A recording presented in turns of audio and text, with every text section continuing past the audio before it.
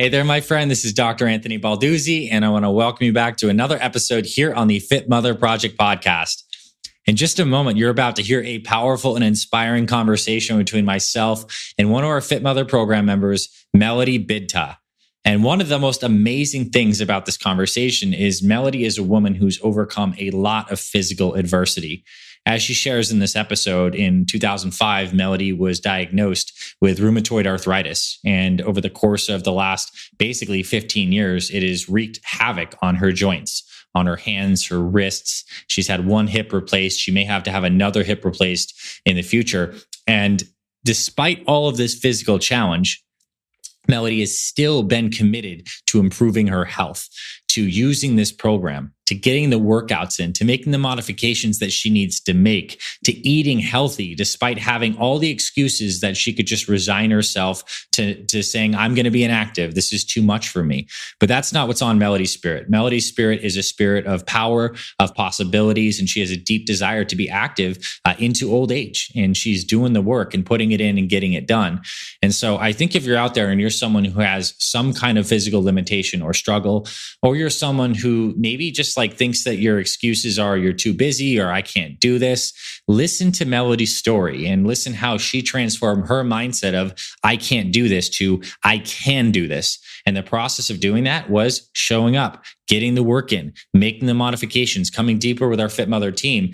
And she also mentions quite a few of our Fit Mothers in here, like Diane O'Brien. You're someone, if you're listening to this, who Melody has a lot of inspiration and draws from. So thank you to all of our Fit Mothers who have supported Melody. Melody, thank you for coming on here and showing us what's possible despite adversity. And I'm super excited to bring you today's episode with Fit Mother, Melody Bidta.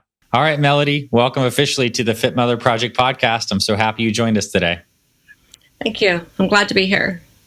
This is going to be fun. I'm really excited to unpack your journey. And before we get into your experience with Fit Mother Project and all the things you've overcame, I'd love for you to introduce yourself to all the ladies listening, your name, your age, where you're from, and anything you'd like to share about your family and what you do for work.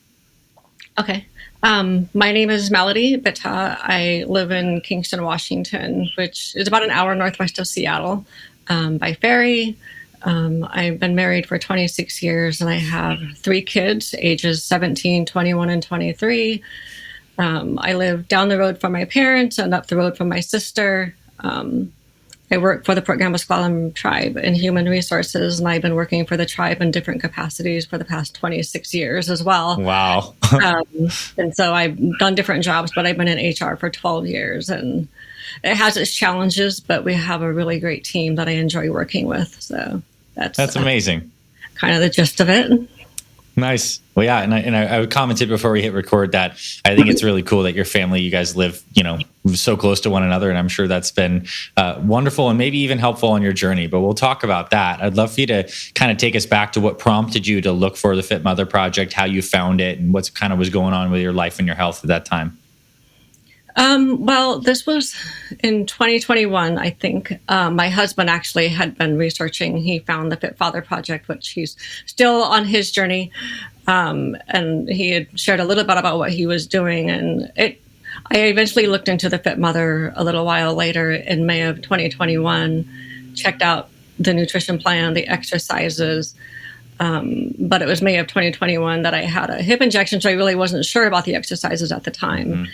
And I'd actually had a few email exchanges with Amy back and forth about, I don't know if I can do this. I don't know if I can do the push-ups or the squats. And it really wasn't until August 2021 that I committed to, let's try this out.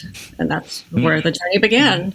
No, I'm really glad that you did have the courage to at least start something, certainly to research it, in spite of having what you mentioned to be hip injections. And if you're open to sharing, I think it would personally be very valuable to hear a little bit about some of your medical background and the stuff you've been going through. Why were you getting hip injections? What was kind of going on with your body?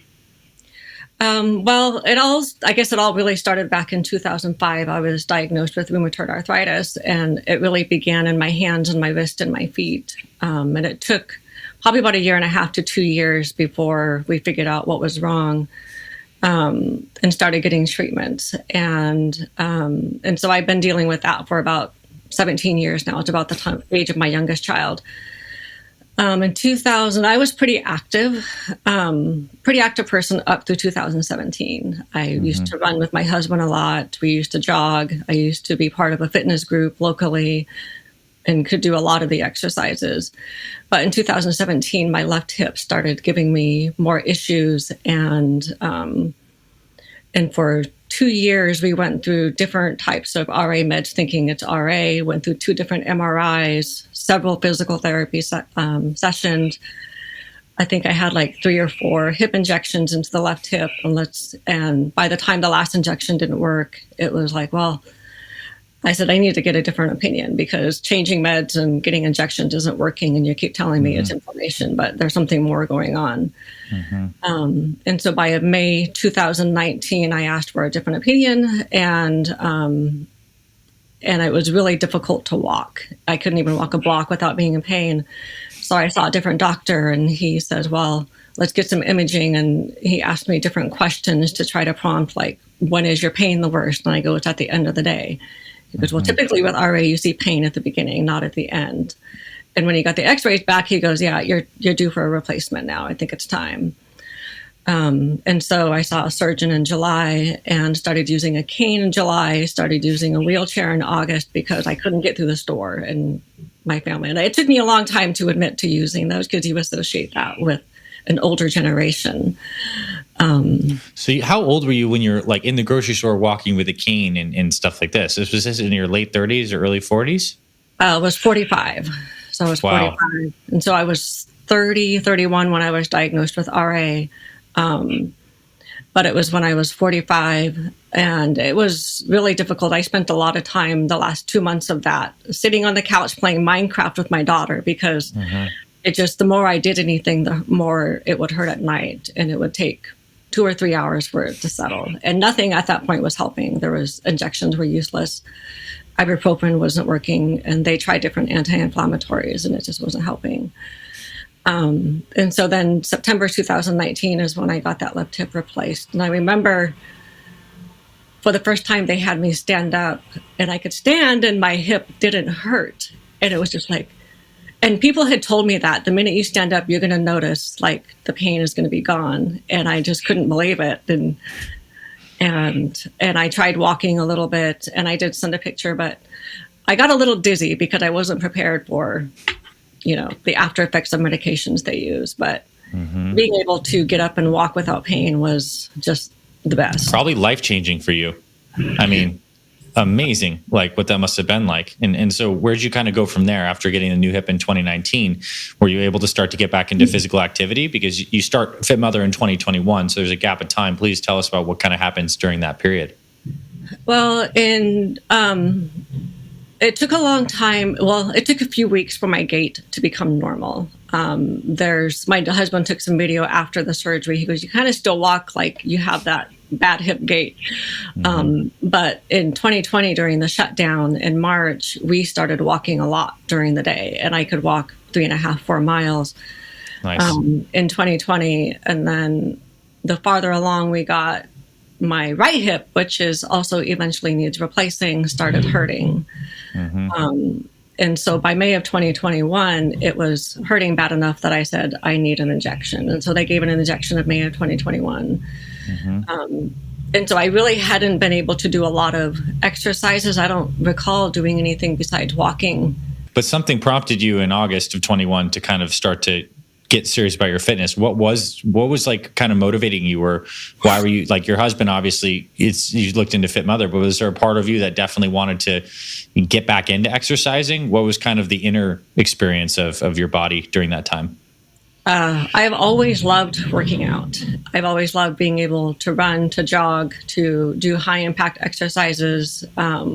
Like I mentioned before, I was part of a fitness group locally, but the lady who was in charge moved away. But we would meet 3 or 4 times a week and work out really early in the mornings. And fitness was just a part of my life up through 2017. And it took me a few years, and there's still times that I miss running, but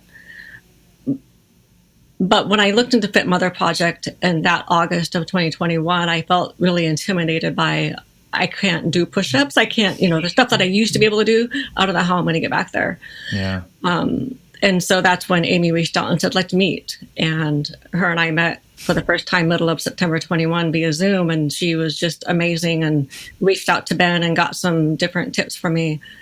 And so I spent the past year working on different exercises and just trying to incorporate some of those back into my routine.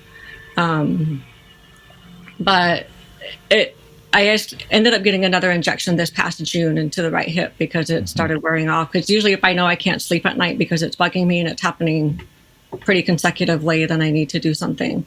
And that's when I met with a surgeon, and he goes, you need to stop the squats and lunges. You're going to wear it out way too fast by doing these. I'm like, I don't want to stop, but okay. So I ended up meeting with the physical therapist in this past August, and she finally was someone that listened to me. And I said, I want to keep exercising, but I need to know what I can and can't do so I can keep going forward.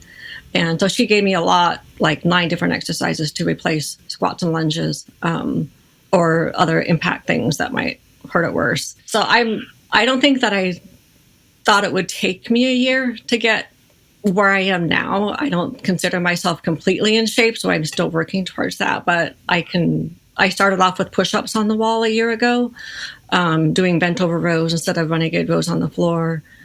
Different little things like that was really difficult on my hips back then. I don't think I knew how weak they were from the 2 years of, having that replacement to having the other hip start going out and knowing that I really had a lot of muscle to build around them and still have more to build. So what kind of results have you seen from exercise? I mean, you're obviously doing the workouts in a way that making modifications for things like the squats and lunges are not good for your hip right now. But like, what kind of strength gains have you seen doing some of the Fit Mother workouts? Well, so a year ago in September, I actually had bought a new cane because I had given mine to my mom because she needed one. And my husband and I were going to the state fair and doing, daily shopping was getting harder a year ago. And that's when I started meeting with Amy, and I didn't think I mentioned that, but it was getting harder to get in and out of the car shopping, harder to walk through Costco. And having a cane really takes a lot. And you don't think it does, but it actually takes a lot of pressure off of that bad hip. And I honestly thought I was heading for a replacement sooner than later because the surgeon's hoping for 5 years out at least before we have to even look at that. And I wasn't believing him, thinking there's no way, there's no way I'm going to last 5 years. You can't make me do this for another 5 years of using a cane and going back to a wheelchair. I didn't want to go back there. And I asked him, how long do I have to wait before, do I have to let it get as bad as it did last time? And he said no. So back to the exercises, I started doing the push-ups on the wall, started doing the renegade rows, bent over rows, and just worked on that for those few months. And I'm not using a cane, and I'm going up and down steps normally because back then I was having difficult time going up steps. My husband started noticing a year ago, your gait's getting a little off again. And my gait's normal for the most part, unless I have a really busy weekend or something, it'll bug me. But where I am now, it's helped with strengthening the muscles around the core, the hips, enough that I can go up steps 2 at a time, which for normal people, it feels, like normal. But for me, it's like, hey, I can do this, Yeah. And now I'm feeling like I'm believing the surgeon, we can put this off hopefully a few more years, before I need one. So it's definitely strengthened the muscles. It's given me the ability to keep walking. It's given me the ability to go up steps. I haven't touched that cane. I actually gave it to a lady who needed a replacement this past summer. So she has my cane now, but so it's definitely helped a lot with that. Doing push-ups on the floor, renegade rows on the floor. It strengthened my upper body. Yeah. That's fantastic to hear. And I know it's been hard to push through. And I think there's going to be a lot of ladies listening to this who don't have the same level of physical adversity that you've had to face in your life. So I think we're all kind of wondering, what's your mindset like? How has your mind been shaped by this, or how do you think, and what's your mentality to push through pain or work around pain, or despite the pain to continue moving forward? How would you describe your mindset and how that's helped you be successful? I had some mindsets to overcome. I think that I felt I couldn't, there's no way I can do a push-up on the floor. There's no way I can, I wore wrist supports in the beginning because when you have RA, the first thing that usually when I have a flare, it hits my knees, my feet, and my wrist and my hands. And I think that I thought, I have RA, there's no way I can do these exercises. I can't, what if I wear my joints out? And I had actually met with my RA doctor. It might have been maybe beginning of 2022. And I told her, well, I'm lifting weights, 15 pounds. Is that okay? And she goes, yeah, as long as your joints can handle it, I see no issues with it. So she wasn't giving me the out that maybe I was looking for, and maybe inadvertently looking for. And then when I started just to increase my weights, I started believing that my body could strengthen, could be strengthened. I can do these. And I think I just had to go from this person who was really active to being inactive for 2 or 3 years to really building that back up, that, yeah, I can do this. And if you could ask me a year ago, I'd be doing, 76 push-ups to the Apex 10. I probably wouldn't have believed you today. I think the thing is I had to realize, and I don't think I realized it back then, is you can do it. And if you have to start out with no weight, and if you have to start out with wall push-ups, if you have to start out with bent over rows, start there, because you're going to measure yourself in a year where you're going to be from now. Because your body can do it. And if my RA doctor is not giving me an out, then she's obviously believing that you can do this. Yeah. That's really powerful. And I would say beautifully said too. It's like you must start small and start something, because as you shared, through the action that you take, it starts to develop that self-belief. And then when you start believing in yourself, and then it opens up a world of possibilities for you. And so I see that path completely. I want to talk a little about nutrition too. I know that's obviously a factor in total body inflammation, and you're probably starting to eat a little bit better on this Fit Mother program. What kind of changes did you make reading through the meal plan? What stood out to you as something that was like a big aha moment, or what did you like, and what did you kind of implement on the eating front of the Fit Mother program? I think it took me a while to really get consistent with it, with the eating plan. It's kind of a struggle for me here because we have a lot of events. I'm quite heavily involved with my church, and my mom's a cook, and she makes amazing baked goods. And whenever I start something, she's like, I've got cinnamon rolls. And I'm like, but, my mom has actually been supporting me more. We had a dinner a few weeks ago, and she goes, I bought you some berries because we're having dessert, but I know that you won't want the dessert. And for her to say that she bought me berries was big, because it was like, she's finally, she's here, she's supporting me. Yeah. So I think for me, I've been learning that when I do eat better, when I have a lot less sugar, my joints are much more happier. I've been incorporating I call it homework, because I'll put 2 cups of greens on a plate and tell my husband, here's your homework and here's mine. Let's get these greens eaten while we're cooking dinner. So we try to get our greens in while we're cooking. That's a good idea.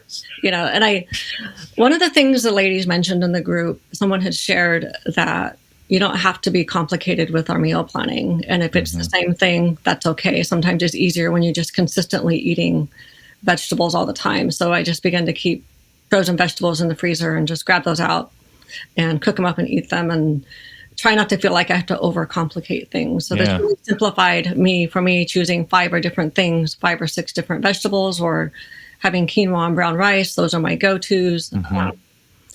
Just trying to, and making sure I have protein. That probably was one of the biggest things, is having protein for breakfast, lunch, and dinner. I don't think I ate enough of those before this, thinking other things would keep me full, but realizing protein was the big key, especially when building muscle. Yeah, that's awesome. Really good advice. And I love that. I mean, especially simplicity helps you be consistent, and consistency is kind of the name of the game. Have there been moments where you've kind of felt like you've been off for a couple days, and what do you do to get yourself back on track? Do you look at a mission statement? Do you go back to just your consistent meal number 1 breakfast? Like, what are some of your tips and strategies for either getting your mindset back on track, or just like your habits early in the day?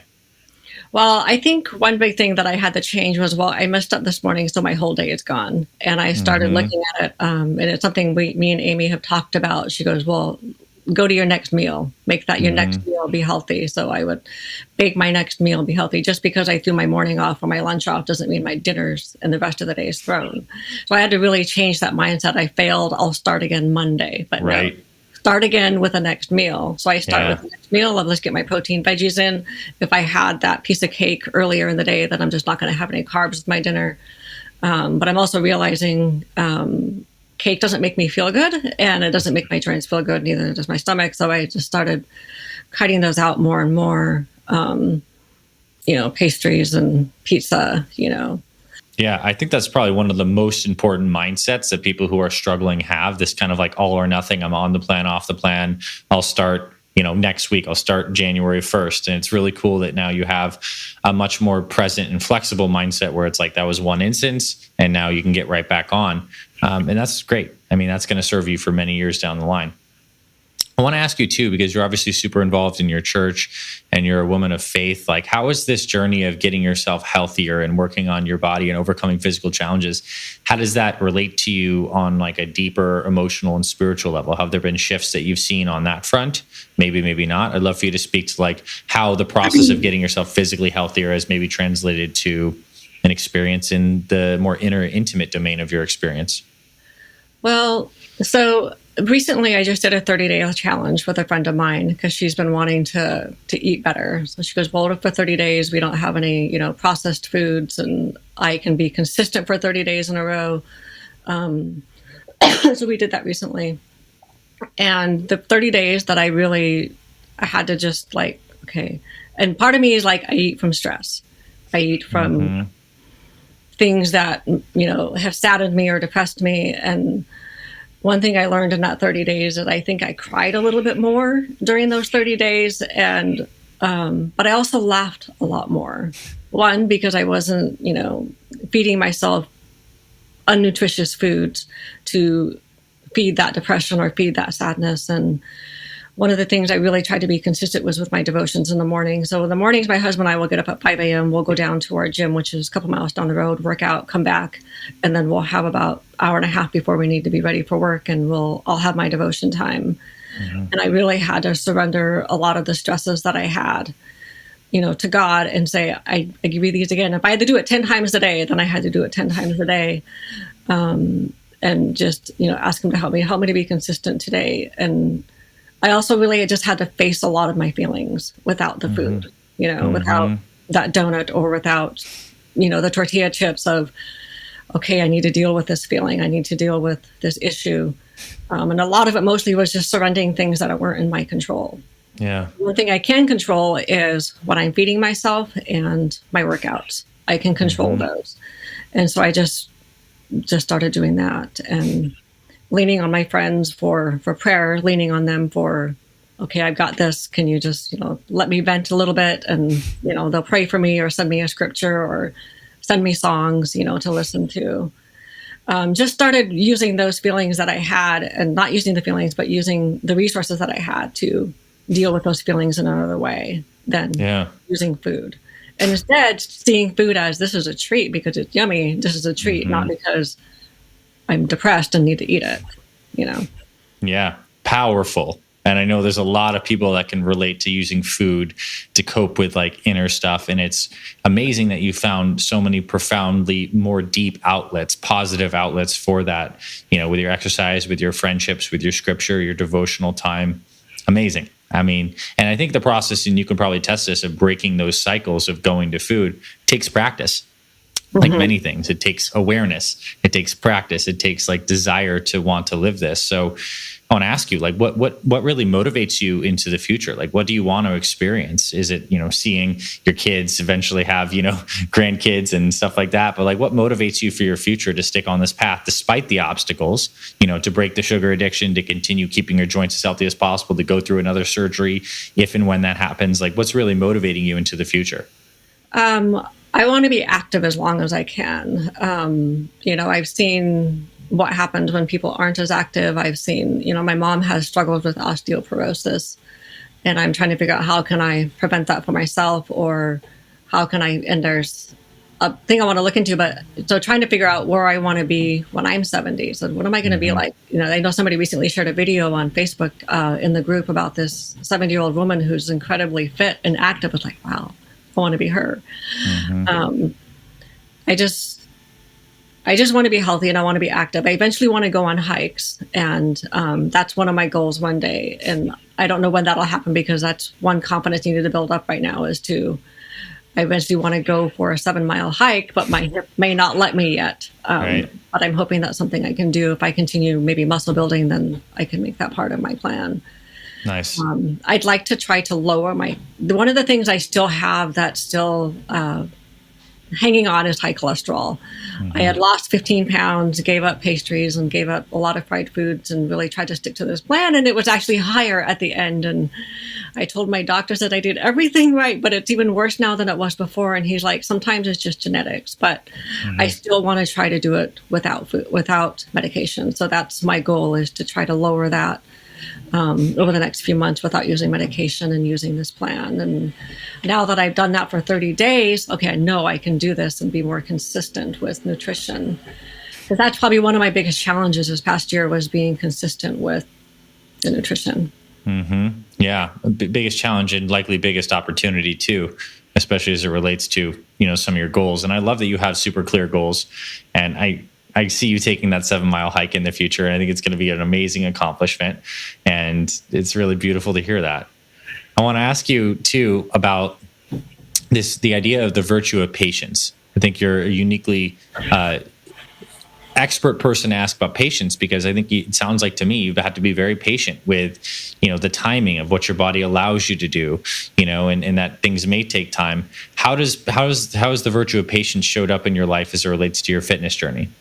I finally had to start listening to my husband, actually, because he would say, you need to take a break. I go, no, I don't want to take a break. And then I would do something and then I'd be in pain the next day. And he'd be like, he would never say, I told you so, because I had to start learning to really listen to my body this past year. And when I learned to listen to it, I'm able to get at least 3 workouts in a week. Okay. I would try to push myself 5 or 6, and usually my joints would tell me, okay, you did way too much.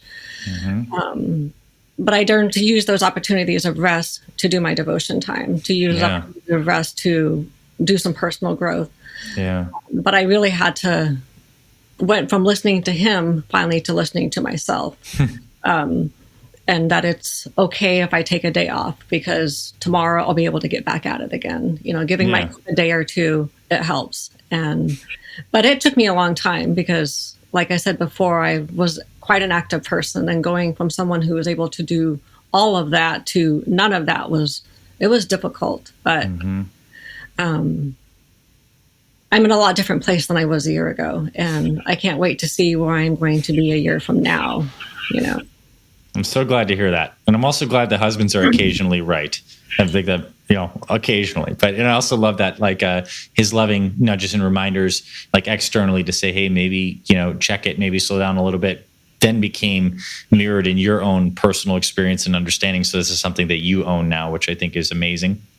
And I also respect your fiery spirit deeply. I mean, the fact that you want to be able to do more and be active, I think is one of the driving forces that's gotten you through this. I think people with lesser fire and drive than you would have resigned themselves a long time ago to a life of inactivity, but that's clearly not in your path. You see this future and you're driving forward within the boundaries of what your body allows you to do at any given day, and doing smart stuff like the right physical therapy exercises, modifying the program, doing as best as you can with nutrition, being plugged into the community. I can see why you're doing well. I mean, all these different factors that you've created in your life are really powerful. I want to ask you too, what is some advice you have for ladies in this program who are starting out, who maybe have some physical limitations and hard stuff that you've gone through? Any advice for ladies starting out that, may have they could have an arthritis or something different, an old injury? What would you suggest? I would suggest, if they haven't already been through physical therapy, maybe reach out to that, but also take it slow. And if you have to start with body weight, or if you have to start with push-ups on the wall, or if you've got to get your nutrition nailed down for the first 30 days and then incorporate exercise, start small, start slow, and that's completely okay. And don't give up. I almost gave up in August. To tell you the truth, I almost was going to go with a keto plan and just say, I can't do this anymore. And then I realized, no, I can't quit. I can't give up, because I want to be one of those fit mothers who joins phase 4 and say that I did it. I would just say, don't give up, stick to the nutrition, start small, start with 2-pound weights, 3-pound weights, 5-pound weights, because that's where I was a year ago. And now I'm at 15 and 20 pounds. Yeah. And I was able to actually do all my shoulder presses with 15 pounds through the entire Apex a year later. Wow. So I was really excited about that, because I couldn't do that a year ago. I think it was 8 pounds. listen to your body. If you have to take a rest day, take a rest day, but don't stop together all completely. Just get back out at the next day or the day after that. Nice. Beautiful answer. My final question I have for you, Melody, is what does it mean to you to be a fit mother? Like, what does this idea of being a fit mother mean to you now that you've experienced what you have in this program? That we're more capable than what we think we're capable of. That it means eating what's good for your body and how good you feel when you've been consistent with it. And the quote that I like that I found this year, that strength doesn't come from what you can do, but it comes from overcoming the things you once thought you couldn't. I really like that one. I wasn't able to do a lot of things a year ago, and now I can do them. And I was able to overcome my own mindset of I can't do this, and I can do this now. Beautiful answer. I love that quote too. And being a very spiritual person myself, I almost think that the challenges that God uniquely places in our lives we have the capacity to meet those challenges with strength. Like we can rise to the occasion. And this is why I have so much respect for you, because I know I don't know exactly through your experience, but I have the sense that you've been through just so much. And you're here now on this podcast, having been successful, having a lot more to conquer and accomplish, but having come so far. And I'm really proud of you, and I have deep respect for you. And I want to say, God bless you and your family. Congratulations for your success so far. And I'm really appreciative that you came on today and share your heart. All right. Thank you. Thank you for having me. You're welcome, Melody. Thanks.